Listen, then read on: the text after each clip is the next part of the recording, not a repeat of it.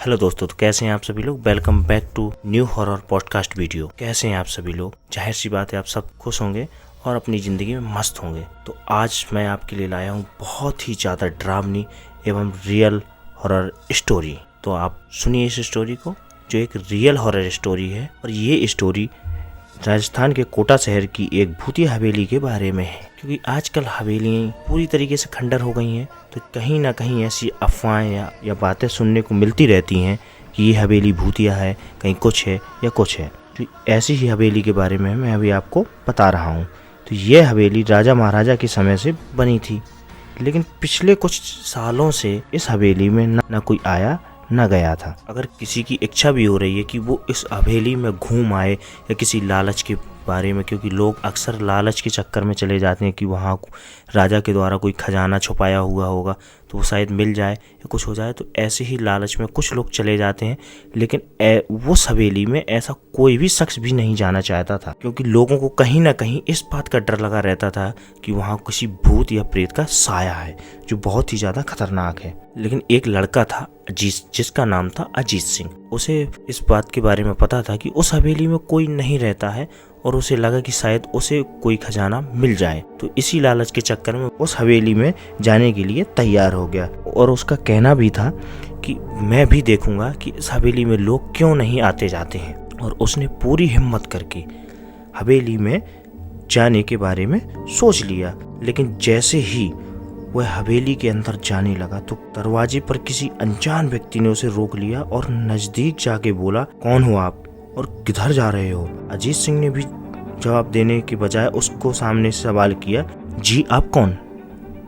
क्योंकि उसे लगा कि शायद ये भी कोई हवेली का खजाना ढूंढने के लिए आया है। तो उसने बताया कि मेरा नाम अर्जुन सिंह है और मैं यहीं पास में ही रहता हूँ। तो अजीत सिंह ने कहा, ओ अच्छा, मैंने सुना है कि इस भूतिया हवेली में कोई आता जाता नहीं है, इसलिए मैं इस हवेली में 1-2 दिन रुकने का फैसला करके आया हूँ। उसने अपना असली मकसद नहीं बताया कि मैं यहाँ आया किस लिए था। तो तब अर्जुन ने कहा, जी हाँ, आपने सही सुना है और आप भी अंदर मत जाइएगा। मेरी माने तो आप वापस लौट जाइए, क्योंकि यह हवेली बहुत ही ज्यादा खतरनाक है और वहाँ जाने से आपकी जान को खतरा भी हो सकता है। जैसे कि उसे कोई लॉटरी लग गई हो।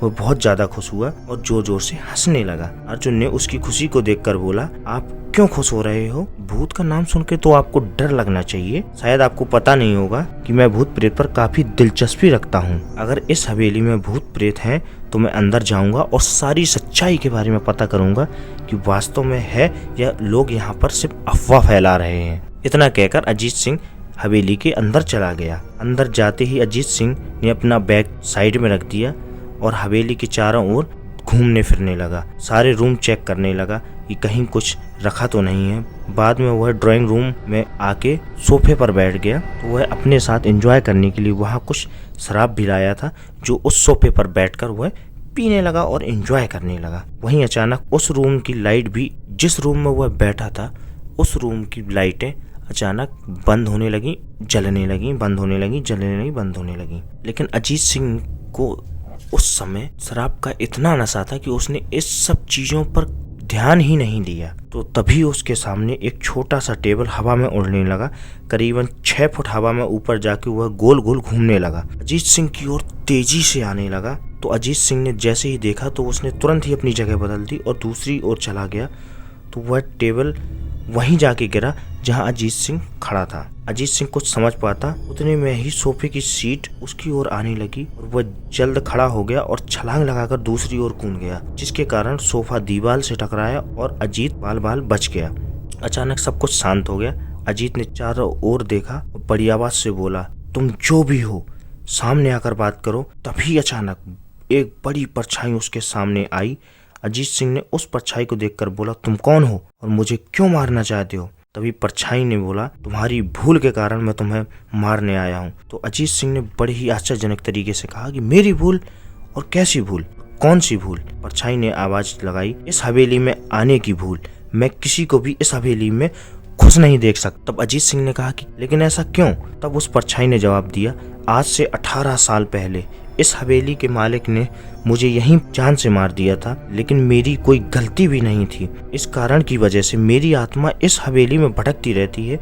मैं किसी को भी इस हवेली में नहीं रहने दूंगा, क्योंकि इस हवेली में मेरा खून हुआ है। इस हवेली में जो भी रहने के लिए आएगा बहुत ही ज्यादा भयानक मौत होगी। तभी अजीत सिंह ने कहा, मैं तुम्हें अपने असली रूप में देखना चाहता हूँ।